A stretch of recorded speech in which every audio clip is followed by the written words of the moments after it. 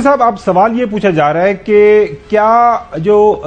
وہی 5 ممبر بینچ ہے یہ سارے معاملے کو دوبارہ وہی لے گا، کیونکہ سپریم کورٹ کا ایک حکم تھا، اس حکم کے اوپر عمل درآمد نہیں کیا گیا، واضح حکم تھا، تو اگلا آپ پروسیس کس طرح دیکھ رہے ہیں؟ کیونکہ یہ ایک سو موٹو نوٹس تھا، کیا سپریم کورٹ خود اس کو فردر دیکھے گا یا پھر کسی پارٹی کو جا کے بتانا پڑے گا کہ سر یہ آپ کا حکم تھا اور یہ اس حکم عدولی ہو رہی ہے، آن گراؤنڈ اس کے اوپر امپلیمنٹیشن نہیں ہو رہی؟ نہیں، یہ تو سپریم کورٹ سو موٹو بھی لے سکتا ہے، یہی تو سو موٹو والا کیس بنتا ہے، اور یوسف رضا گیلانی کے خلاف بھی کسی کی کوئی کمپلینٹ سچ نہیں تھی، وہ انہوں نے خود ہی لیا تھا 12 جنوری 2012 یا 2011 اس کو انہوں نے خود ہی نوٹس لیا تھا، اور یہ بھی اس میں لینا پڑے گا سپریم کورٹ کو، پڑھنا چاہیے، لینا چاہیے، اور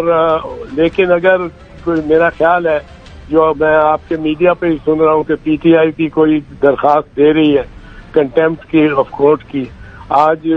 اسد عمر صاحب کا بیان تھا کہ غالباً آج انہوں نے جمع کرائی ہے یا نہیں کرائی، تو وہ اس میں بھی سپریم کورٹ یہ سارا معاملے کو اپنے ہاتھے میں لے سکتا ہے، اور کوئی 5 ممبر لارجر بینچ کی ضرورت نہیں ہے، 3 ممبر بینچ بھی اس کے لیے کافی ہے۔ یہ لارجر بینچز اور یہ فل کورٹ کا جو ہے، آپ دیکھیں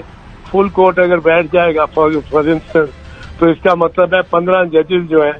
وہ اگر 15 ججز ایک دن وہ سارے بیٹھے ہوئے ہیں اور عدالت کا کام رکا ہوا ہے، تو 15 ججز مطلب عدالت ساری کا کام اگر 1 مہینہ لگاتے ہیں تو یہ 15 مہینے ہو گئے ججز کے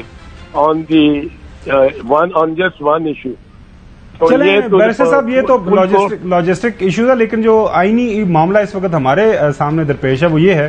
کہ پہلے لاہور ہائی کورٹ اور اسلام آباد سپریم کورٹ کے سامنے بھی ہم نے دیکھا کہ متعدد بار جو ہیں وکیل پیش ہوتے ہیں الیکشن کمیشن کے، اور وہ کہتے ہیں کہ ہم جو الیکشن کی تاریخ دینے کے حوالے سے ہمارے ہاتھ بندھے ہوئے ہیں، ہمیں آئین اجازت ہی نہیں دیتا کہ ہم کوئی تاریخ دیں۔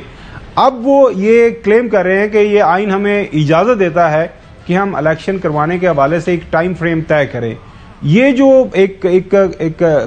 کنٹراڈکشن آ گئی ہے، اب اس کی نہیں سمجھ آ رہی کہ یہ اس کو کون حل کرے گا؟ نہیں،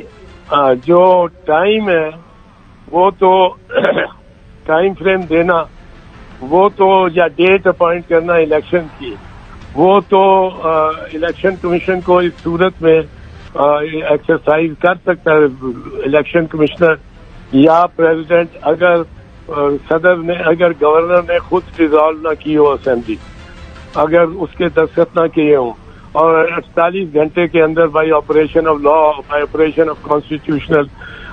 ڈکٹیٹ وہ ڈیزالو ہوئی ہو، تو گورنر کہہ سکتا ہے کہ میں نے نہیں ڈیزالو کی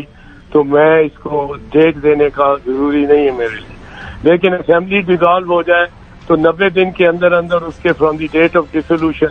الیکشن ہونا تو ہر لحاظ سے لازم ہے اور سب مانتے ہیں۔ اس صورت میں ڈیٹ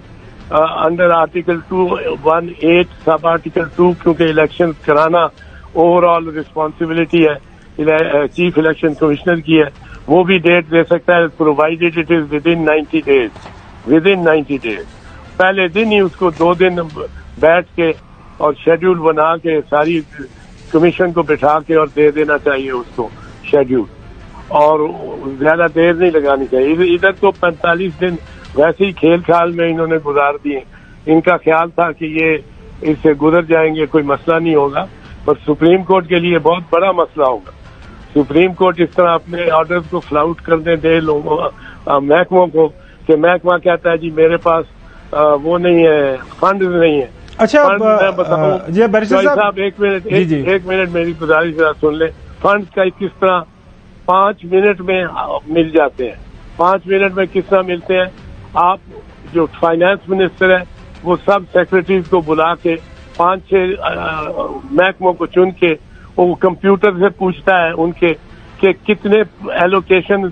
سالانہ بجٹ کی کتنی تھی؟ کمپیوٹر کہتا ہے 1,500 کروڑ مثال کے طور پہ. اس نے کہا کتنا اسپینڈ، نیکسٹ کوشچن کتنا اسپینڈ ہو چکا ہے، وہ کہتے ہیں 1,000 کروڑ، یعنی 500 کروڑ ادھر سے نکل آیا، 200 کروڑ ادھر سے، 400 کروڑ ادھر سے. تو ایک 5 منٹ کی گیم ہے یہ، اور وہ نکال کے ان میں سے 50 ارب ری ایلوکیٹ کر کے، جبکہ آپ کے 18,000 ارب آپ خرچ کر رہے ہیں مہینے کا، 18,000 اس میں سے 50 ارب نکال کے آپ ان کو دے دیں چیف الیکشن کمیشن کو. اور اینڈ آف دی ایئر جب بجٹ ہوگا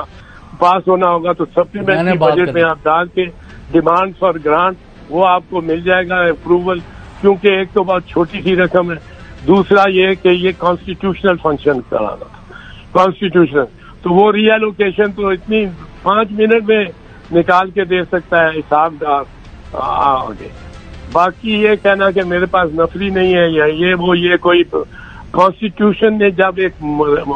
ٹرم معین کر دی ہے کہ 90 دن کے اندر اندر الیکشن ہوں گے، ورنہ وائڈ ہو جائے گا، کانسٹیٹیوشنل وائڈ، خلا ہو جائے گی کہ اگر چیف منسٹر اور